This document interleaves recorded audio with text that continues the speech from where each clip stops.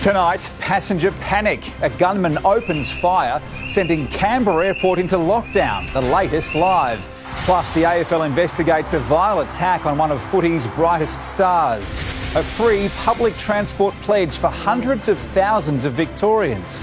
2 women gunned down in a chilling underworld hit. Local players caught in a lightning storm near Geelong. And 8 is enough for Tom Lynch as the Tigers book their spot in September. Live from Melbourne, 7 News with Blake Johnson starts now. Good evening. Terrified passengers have run for their lives as a gunman opened fire at Canberra Airport. It sparked an emergency lockdown with all planes grounded until the lone shooter was captured. Tonight there are major security questions on how the gun was allowed in the terminal. Passengers scrambled to safety. Everyone was screaming, run, run. They just said, get out, get out. Just panic mode and everyone was running and screaming. And packed planes locked down. Workers rushed off the tarmac. Honestly, there was people getting trampled. I saw kids get pushed over. It was panic. It was like a 100-metre dash. Everyone was just scattering everywhere. There was glass and breaking. There was a few women falling over. Nobody was stopping to pick the kids up. Everybody was sort of fending for themselves a little bit. Moments later, police swoop. A swift arrest, and here's why. Bullet holes after a man fired 5 shots in a crowded departures terminal. We were inside at security going through and we heard the bangs and I turned around and there was a man standing with a gun. A girl ran past me like hysterical and then, they said there's a shooter. The male has let the shots off at glass within the terminal and there was no shots directed at people. To get to that level of the terminal, the man didn't have to go through any security screening, and once he was up there, he fired directly at the windows. As for his motives, well, police still aren't sure. The firearm has been secured. We do not believe that there were multiple weapons at this time, and the male is in custody. The airport turned into a crime scene tonight. The alleged gunman in custody. The airport is safe, that ACT policing have responded, and there is no ongoing threat to the community or to passengers. It was so surreal, weird, this stuff doesn't happen in Australia. Flights in and out cancelled and passengers left out in the Canberra cold. Rob Scott is at Canberra Airport for us tonight. Rob, flights have now resumed. They have, Blake. Only 2 have been cancelled and 1 has been delayed, although a large section of the terminal building remains a crime scene tonight, still blocked off by those blue screens. Check-in counters have reopened, although there are some pretty substantial backlogs to work through, although the airport is confident it will be able to get the majority of these passengers off to their destinations tonight. As for the gunman, he's still with police, still being questioned, still no charges. Blake. Rob Scott in Canberra, thank you. The AFL Integrity Unit is investigating a vile attack on one of footy's brightest stars. Natalie Yannidis is tracking the story for us tonight. Nat, Cozzy Pickett has been racially abused. Blake, one of the highlights of the season has been tarnished by an online attack targeting the young Melbourne forward. Cozzy Pickett kicked the match winner last night against Collingwood in the final seconds, but it sparked abuse online and a strong response from the Demons. It's saddening, angering and unacceptable that this behaviour continues to occur. The club will work with the AFL Integrity Department to see if the account holder responsible for the comments can be identified. Melbourne captain Max Gawn says enough is enough. There is a really strong stance from the playing group AFL-wide that this is something we're going to call out, and this is something that we're going to help people educate from a player point of view, but also from a supporter point of view. And have you spoken to Cozzy? Is he okay? He does get brought down a bit by this, and it's happened to him a couple of times, and it's something that it really upsets me when I see this. So it's just something, what we can do is put our arm around him. The club has vowed to continue calling out this type of behaviour. It says to stay silent is simply not okay. Blake. Thanks, Nat. Victoria is in election mode with both major parties spruiking healthcare policies. The opposition promises free public transport for workers as the Premier pledges to retain exhausted nurses and doctors. There's my Mikey. No, that's my Dan Murphy card. Matthew Guy was back in Melbourne promising a special Mikey card for health workers, allowing them to travel for free. 260,000 Victorians will benefit from this commitment today. It'll cost over $100 million, but it's money well spent. Still responding to questions about changes in his office. This time on Report's new Chief of Staff Nick McGowan criticised the direction of the party during a pre-selection speech. I don't fear people with a different point of view. I'm not Daniel Andrews. Nor was he Matthew Guy in today's press release, instead referred to as Matt Guy. He says it's not a rebranding. No, some people, Malcolm Turnbull used to call me Matt a lot, and everyone used to say, what's he call you Matt? I said, well, most people do. The Premier asked whether it was a copy of his pre-election move from Daniel to Dan. No, I've been called Dan for a very long time. Very long time. Again, I'm not here to comment on the other side of politics. He wouldn't say whether his government will match the free public transport pledge, instead announcing almost 700 overseas healthcare workers have arrived in Victoria in the past year, as part of a recruitment push for 2,000 by mid-2023. Public healthcare workers and paramedics are set to receive a pre-election sweetener. From tomorrow, they'll receive the first of two $1,500 winter retention payments, with the second bonus to be paid by the end of September. We're very confident that it will be an incentive to maybe do one more shift, maybe to come back to the public hospital system when you might have spent some time away. Health is shaping as a key battleground in the lead up to the November poll. Both leaders signalling there'll be more big-ticket announcements. We'll have more announcements to make in lots of different areas about how we continue to recruit more staff, to support them. A lot more. We've got 100 days of it. We're not stopping. It's a sprint now, and I'm running every single day. On a day both major parties had health front and centre, Victoria's daily COVID numbers took a big drop to 3,450 after steadily falling this week. That was 850 fewer than the day before.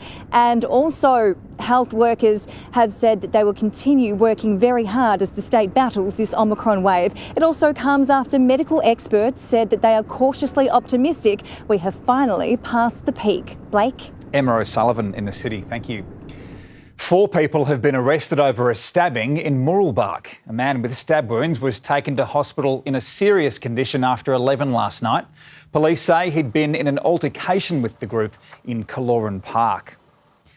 A Victorian senator has made a secret trek to the front lines of Ukraine to provide support for the war against Russia.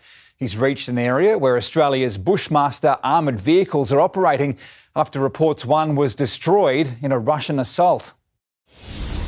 I can't tell you exactly where I am. Deep in Ukraine's most dangerous theatre of war, the Donbass region, and Australia's Bushmaster armoured vehicles are getting an Australian visitor. Yeah, it's taken a hit. I just noticed it. This is Federal Senator David Van, in country and on tour, using his iPhone to provide a frontline update. Just to learn what more Australia can do and the world can do to help Ukraine, because this war cannot be lost. Braving the perilous journey into the country's east. You can also hear an air raid siren. Inspecting one of 60 Bushmasters so far committed by Australia to Ukraine. My favourite part of this is we stand united with Ukraine. Part of a military aid package worth almost $400 million from this Ukrainian soldier. Yeah, these Bushmasters are just great, you know. We are extremely thankful. They have taken hits. This was the first known Bushmaster destroyed by Russian forces, but the Australian-designed and built troop carrier saved every life on board. The main thing they done, they saved so precious life of our soldiers. It's believed 3 have been lost to date, including this one, now under repair. Every soldier in the car, in the vehicle, survived without injury. And then there are these. It'll start to spin. The first pictures of 300 Australian-made lethal drones being tested in Poland en route to Ukraine's front line. It's world-leading technology from defence company Defentex in Dandenong.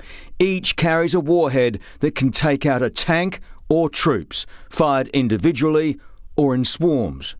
In 6 months' time, the Ukraine war will hit its 6-month anniversary, and when Senator Van returns here, he says he will be pushing the Albanese government for even more assistance for that country.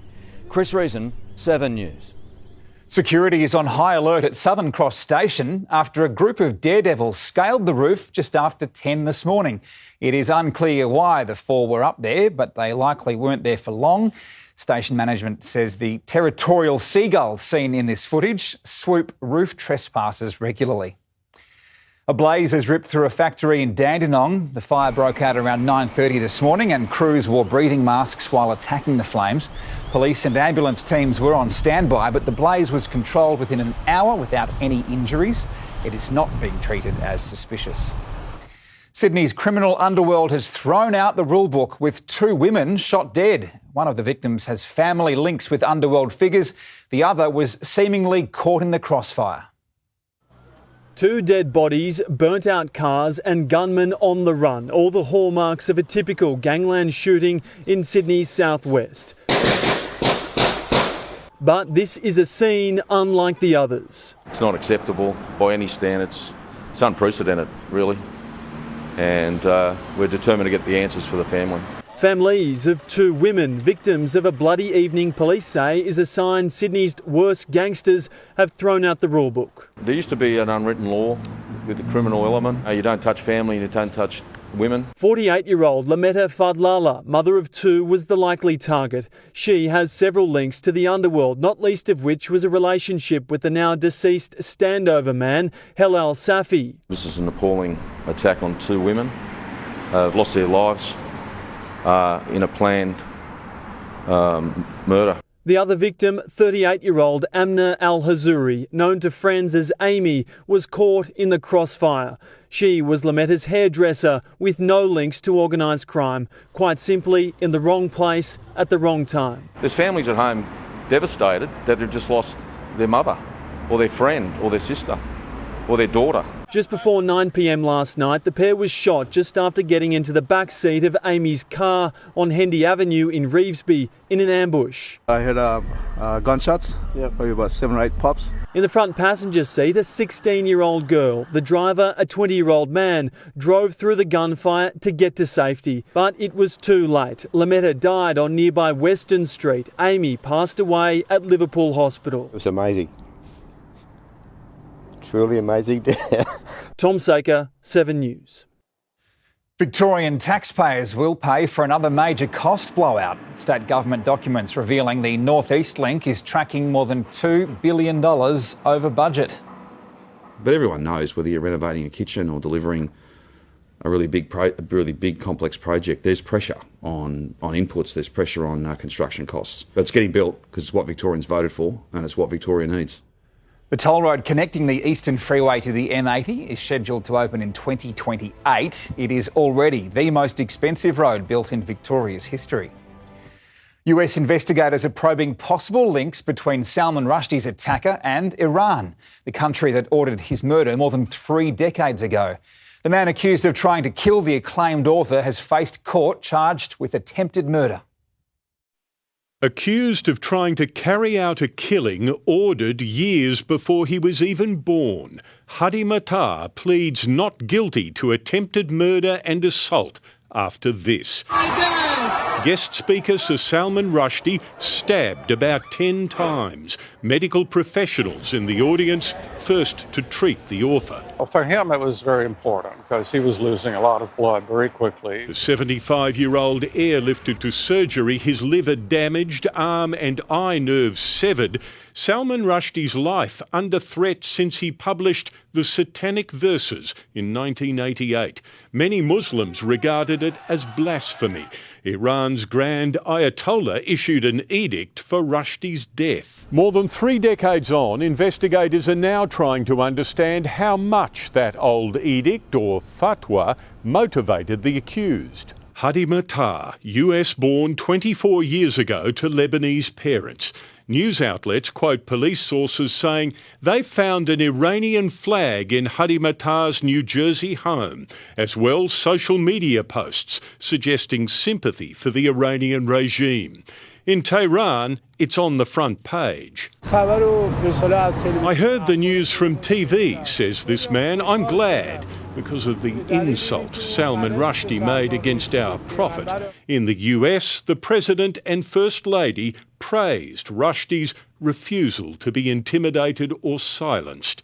Tonight, Salman Rushdie remains in hospital with serious injuries. Though his agent has confirmed reports, the author is no longer on a ventilator and is talking. In the United States, Tim Lester, 7 News. Donald Trump's legal woes are deepening, with claims the former president told FBI investigators he had returned all top-secret government documents weeks ago. Mr. Trump is now asking supporters for donations to help ward off what he calls the radical left. 6 days after the first ever FBI raid on a former US president, we're seeing what drove the law to swoop on Trump's Mar-a-Lago mansion. It's hard for me to understand a legitimate national security reason why the former president should have the documents he appears to have been holding at Mar-a-Lago. 11 sets of classified documents seized, some defence-related and at the highest level of US government secrecy. So serious, agents convinced a judge there were likely crimes committed, including breaches of US espionage laws. There was certainly adequate probable cause for that US magistrate to sign the warrant. Now the New York Times reports a lawyer for Donald Trump signed a statement weeks ago guaranteeing all documents marked as classified and held at Mar-a-Lago had been given back. This as supporters claim the then president had the power to declassify any document, and Democrats lead a push for a review of damage done to US security. America now waiting to see if the Justice Department lets the documents furor slide or decides to charge the former president. In the United States, Tim Lester, 7 News. A local footy game near Geelong has been called off after a huge lightning bolt struck just metres from the ground. Players ducked for cover as eagle-eyed spectators captured the jolt on their smartphones. Electricity was in the air during a footy match near Geelong. Lightning striking a large tree just metres from the ground. Players bolted as the storm hit during the third quarter, forcing yesterday's match to be called off. It started firstly with some hail. It was quite painful for the players, I think, at that stage because some of them were sort of shielding their heads. One of the videos was Tony Catanars. He says the camera work was purely a fluke. As it's come through, I thought I'd just get the phone out and get a little short video of the hail. I didn't actually realise that lightning strike was in the video until about 5 or 10 minutes later, and really couldn't believe it. The jolt even impressing Sevens footy commentators. It's the kind of scene where Homer Simpson walks out and makes Wonder Bat out of it. You see someone turn up with a cricket bat after that tree. Well, you know, was it Robert Redford in The Natural? He went and found the tree that had been hit by lightning. Ashley Kanowski, 7 News. Collingwood's 11-game winning streak has come to an end in Sydney. Chief football reporter Tom Brown is at the SCG tonight. Tom, this sets up a blockbuster end to the season. Massive implications for the top 4 and top 8 this afternoon. Sydney sits second tonight with their percentage. If they can beat St Kilda next week, they're really headed for the double chance and up to two home finals. Collingwood's historic 11 wins in a row is now over. They were far from disgrace, but it was difficult from the get-go. Jordan De Goey out pre-match with a hip injury. I'll have more on De Goey in sport. It was compounded at half-time with Ginnivan suffering a hamstring injury. It sets up Collingwood outside the top 4, trying to keep their double chance hopes alive against Carlton at the MCG, the old enemy, next Sunday. I'll go around to the Collingwood rooms and have the latest shortly in sport from the Pies. Thank you, Tom. And the Tigers are set for September. Andrew McCormack, they had a day out against the Hawks. Oh, look out, Blake, if you're playing Richmond in September, because they will be there thanks to a fired-up linchpin who equalled his career best in front of goal, but it didn't come without a cost for the Tigers. Also, why there's more heartache in store for Carlton. Aussie golfer Cameron Smith charging towards his biggest milestone yet. Manchester United rock bottom in the Premier League, and Blake, a new X-Factor with a pretty famous famous footy name is just starting to emerge on the eve of the finals. It's a pretty exciting story. More on that shortly. See you soon, Macca. Thank you. A pandemic puppy wave is having tragic consequences, with dog attacks in Victoria on the rise. Details are next on 7 News. Also ahead, a terrifying fright for a young family in Melbourne's north. Pharmacies run low on a crucial medicine for children. Panicked revellers flee as deadly winds lash a music festival. And the little boy almost killed by a humanitarian aid drop, building a new life in Australia. A young family in Melbourne's west was lucky to be unharmed when a car crashed into their Brookfield home. A witness says the red Commodore careered into a black Holden Cruise which was parked in the driveway. The distressed driver got out of her car, confused about what had just happened. She goes, she thought, I don't know how the wheels got spinned and all. She had no idea what happened. She started shivering and all. A 21-year-old Melton West woman is expected to be charged with careless driving.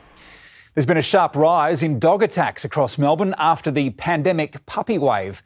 Local councils are being urged to do more, while 2 business owners have come up with their own plan.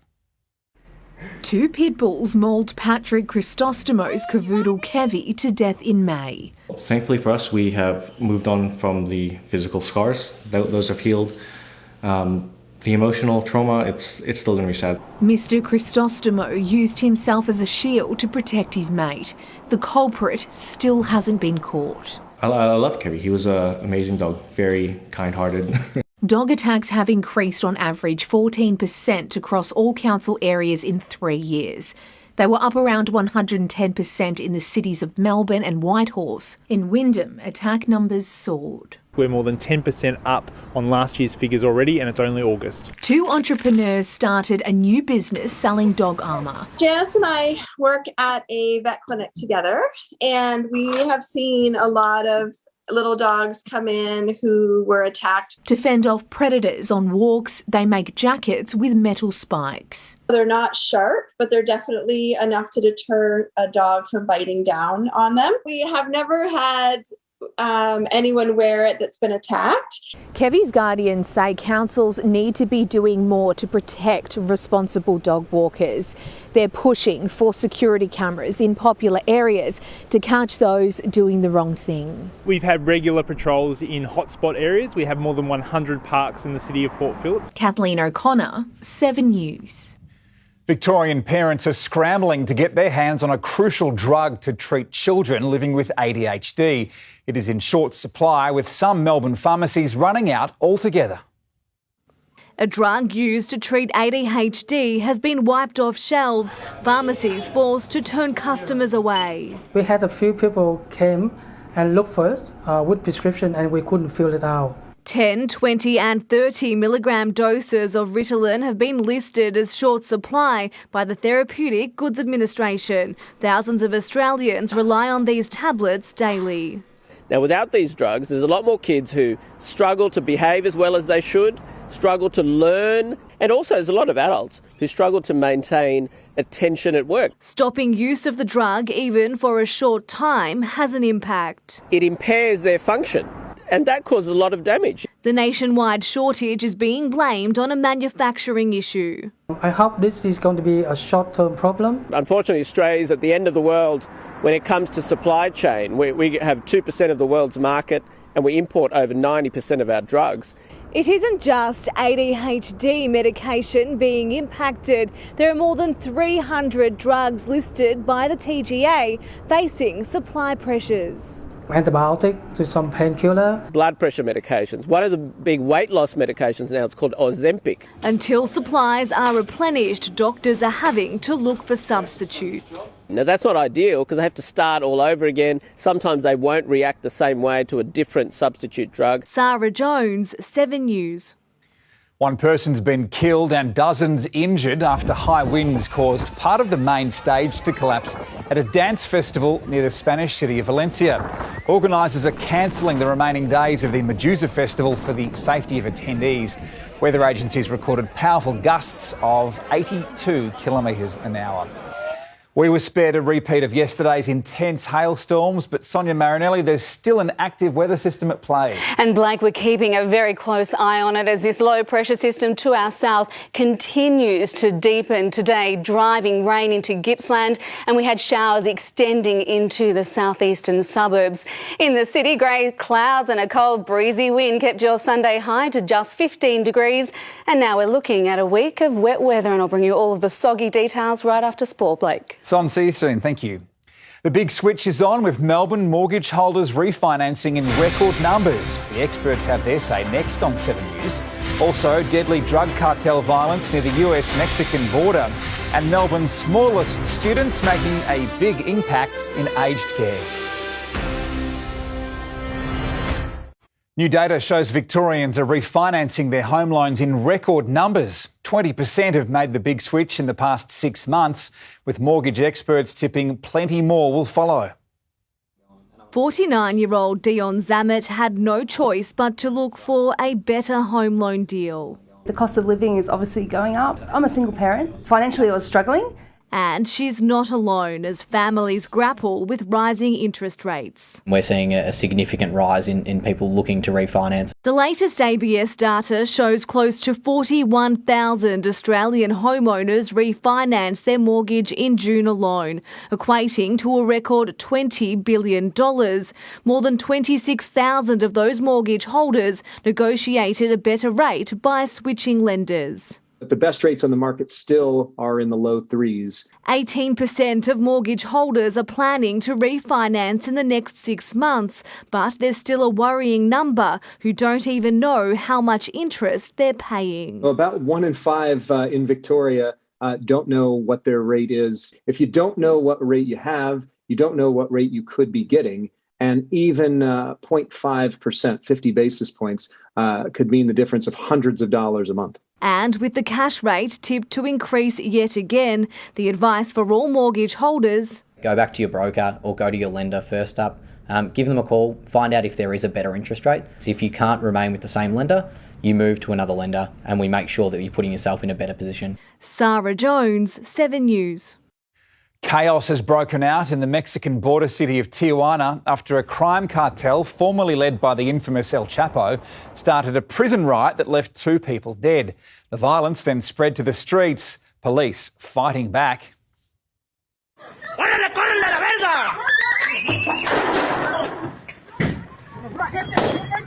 The US consulate has issued a shelter-in-place order for all government workers.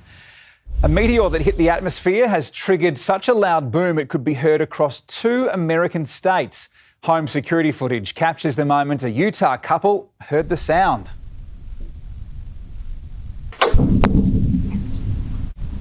What's that? The meteor sighting took place at the tail end of the Perseid meteor shower, often visible from Earth at this time of year. At least 8 people have been shot, 2 critically injured in an attack on a bus in Jerusalem's Old City. The shooting follows a tense week between Israel and Palestinian fighters in the Gaza Strip and the West Bank. Some of Melbourne's brightest kinder children are forming unlikely friendships with aged care residents, and it's all thanks to Auslan skills they've picked up in the classroom. A special opportunity for the students at Maroondah Preschool to turn teacher.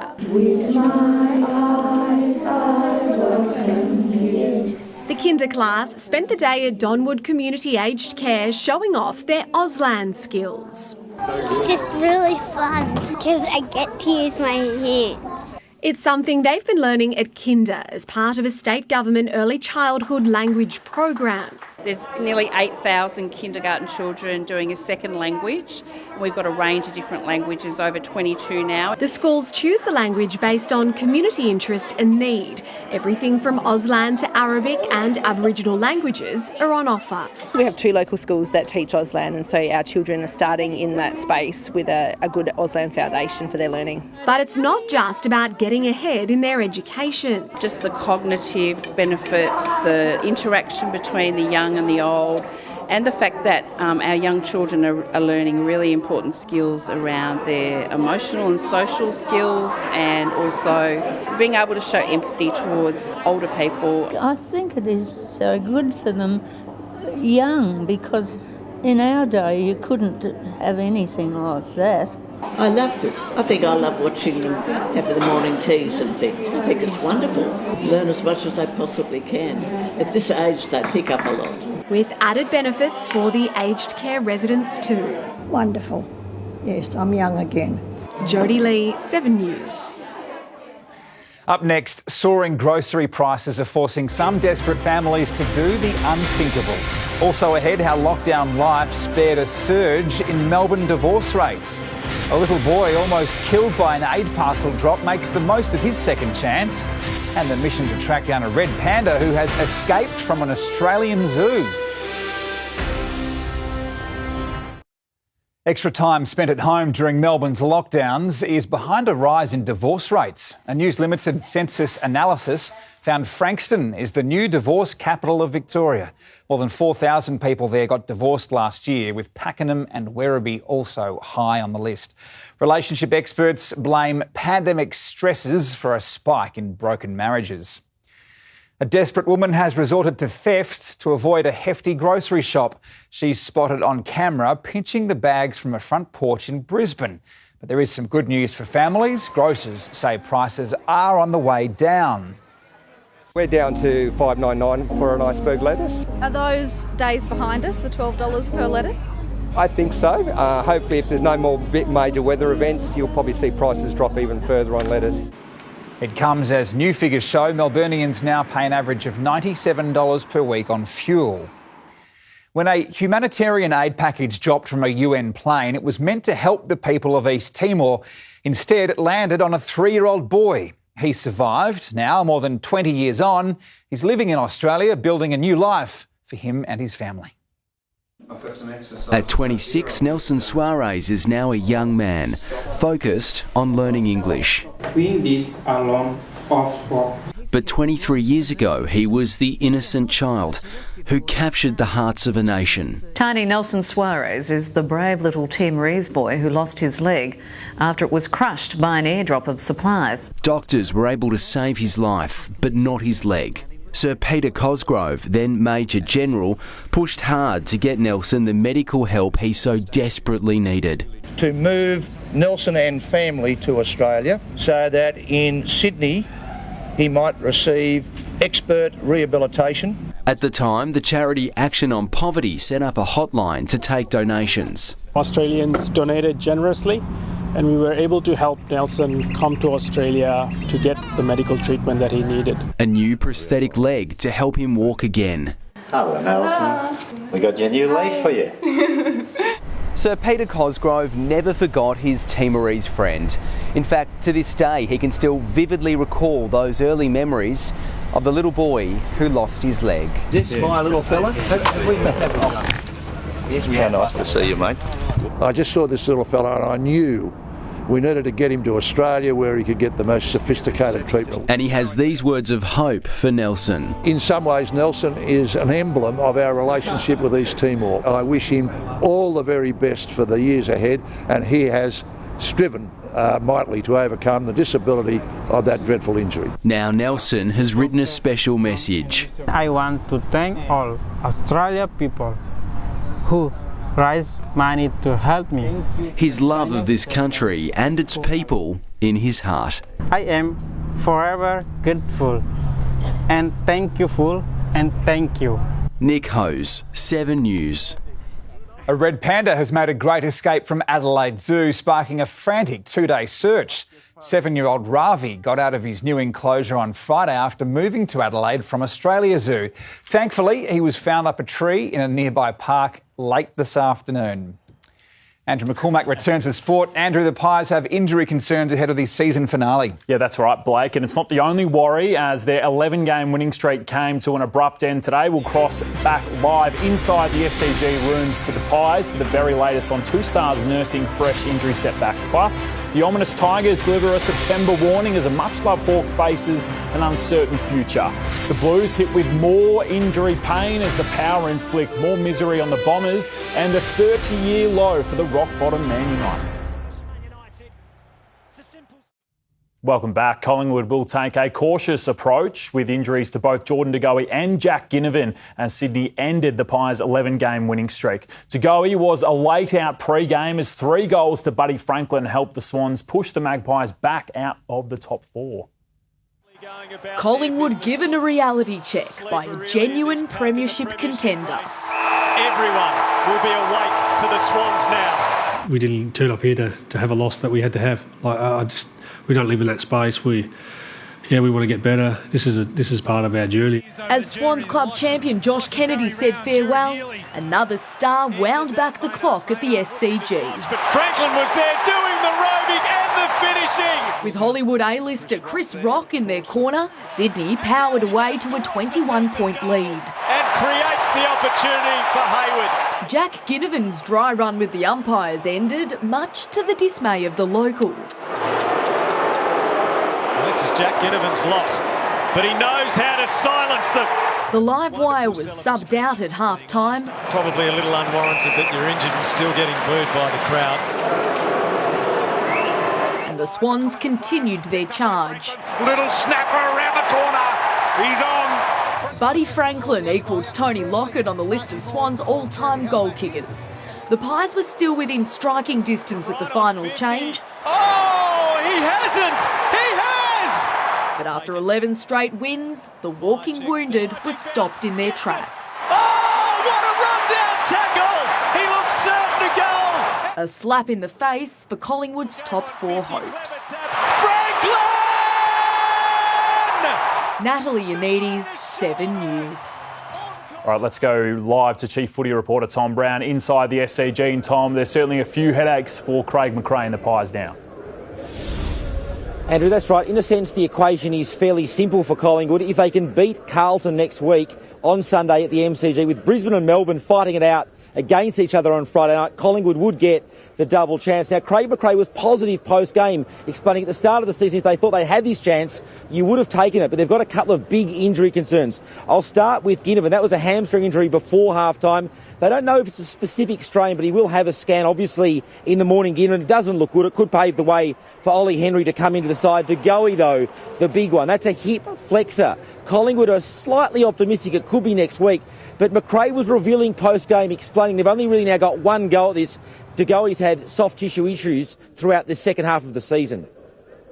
Coming into the game, we could have potentially played him. It's probably unlikely, but if he did and did something wrong, then his season's done. So we live on the edge of that. So there's going to be some critical decisions need to be made later in the week.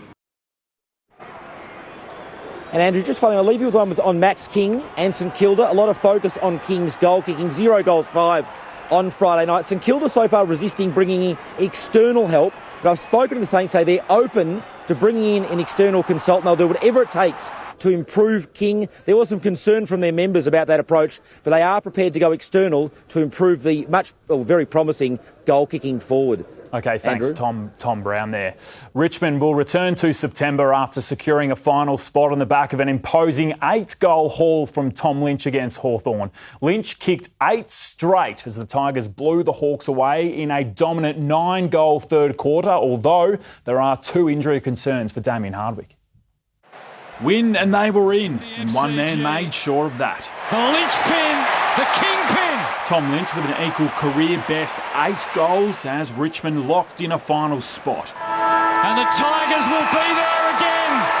You need to be playing your best footy at the right time. We're playing pretty good footy at the moment. There's some bits of our game that we could tidy up a little bit. I think they're going to be formidable in the next few weeks. Lynch started the day with 47 goals for the season. He would have his 50th by quarter time. And what a way to do it. Maurice Rioli Jr.'s pressure is now demanding a spot in Damien Hardwick's forward line. He's delivered again for the Tigers. Lynch took a brief back seat at the start of the second quarter as the Tiger Cubs led the way. What a player. Denver Granger Barras decided to poke the bear after the main break. As it turned out, not the best idea. A fired-up Lynch grabbed 5 and then 6. Rioli's 13th AFL game, the best of his fledgling career. And the beneficiary is T. Lynch in the pocket. This is for 7. And the celebrations are just getting started. Jack Graham was subbed out with ice on a foot injury. A hamstring concern for Shane Edwards off briefly in the final term, but he did return to run out the game. Out of contract Hawk Jack Gunston's future up in the air with Brisbane circling. I'm his coach, but I'm also his premiership teammate and friend, and so we talk fairly regularly, and we've got 13 players out of contract, so there's conversations going on all over the place. Essendon's disappointing season has slumped to a new low. Port Adelaide's Jeremy Finlayson got under the skin of Jake Stringer in the opening turn. The Bomber won the wrestle, but he did give away a free kick, which led to an easy goal. The Power slammed on 7-0 in the second quarter. Vice-captain Andrew McGrath delivered some stern words to his teammates as the Bombers trailed by an incredible 51 points at half-time. The margin, 49 points now at the start of the final term. Carlton's finals hopes have taken another hit with Matt Kennedy ruled out for the rest of the season. He's sidelined with a foot injury as the Blues prepare for a mini elimination final against Collingwood. With 15 seconds to go, Cozzy Pickett became a hero and a heartbreaker. It's a goal! And the Blues fans' hearts break all around the country. This is the type of grit, the character that you need to show, and we'll use the energy that we've created tonight to propel us forward. It leaves you gutted, leaves you disappointed. It hurts. It hurts. Important game for us, but we didn't quite get it right at the end. Carlton decimated in the midfield, now made even worse. Matt Kennedy has a fresh foot injury, which will sideline him for the rest of the year. George Hewitt also to miss the Pies clash next week, still nursing a sore back. We've got one game to really hone in on, so it's effectively an elimination final. And Michael Hurley got through another game of VFL today, hoping to have one last shot at a return to AFL next week before season's end. Tim Hipsley, 7 News. Aussie Cameron Smith is within 2 shots of becoming just the 4th Australian to be crowned world number 1. Smith sits in a tie for 3rd at 11 under heading into the final round of the St Jude Championship. Fellow Aussie Adam Scott is 6 shots back at 7 under. Certainly isn't. Eric Ten Hag is the first United manager in more than a century to lose his opening 2 matches in charge after a 4-0 hiding to Brentford. And Blake, they take on Liverpool in their next match, so that is one to watch. All right, Macca, thank you for that. Sonia is back with the forecast. Son, break us the bad news. How much rain are we expecting? There's a lot of showers in the forecast, Blake, but on the flip side, not going to be too cold. And I'll walk you through the details next.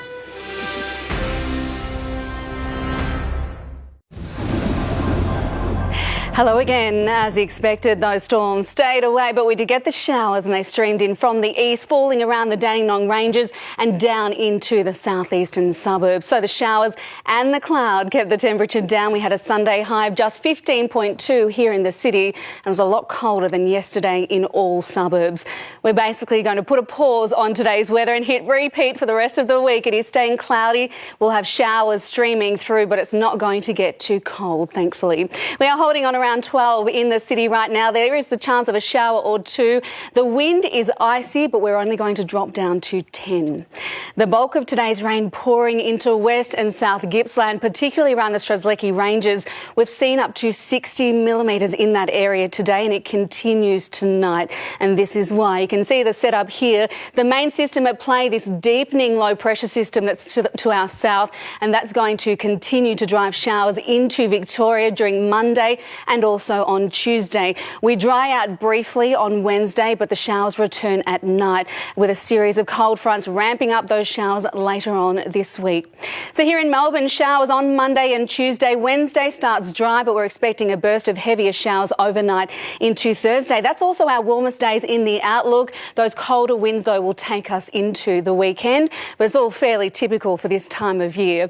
Looking around the nation now, Brisbane and Sydney, that's where you'll want to be for the warmer weather this week. Lots of sunshine there tomorrow, but there are showers streaming through Perth, Adelaide and also in Hobart. So that is what we are expecting here in Victoria. Scattered showers on and south of the ranges with pockets of showers pushing into the north by the afternoon.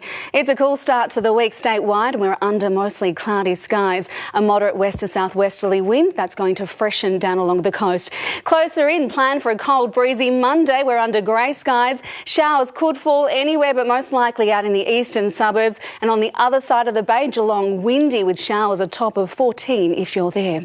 The city starts on 10. We're also heading for a 14-degree high. It is going to feel chilly and you might even get caught under a shower or two. Then looking ahead, it's 15 degrees on Tuesday, showers easing during the day. So Wednesday is dry to start. The showers return from the afternoon. It's a top of 16. 16 again on Thursday, but it's going to be windy with showers, and then we're going to start cooling down. 14 with showers on Friday. We're down to 13 on Saturday with a few showers as well. At this stage, we're all drying up by Sunday, a top of 14 degrees to end the week. But tomorrow we are starting this week under grey skies. We'll get a shower or two. 14 degrees is your Monday high, and there's lots of showers to come after that, Blake, but not anything out of the ordinary for this time of year. Week, all right. Unlike yesterday's hailstorms. Thank you, Sonia. That is 7 News for now. Thanks for making us part of your Sunday. From the team, good night.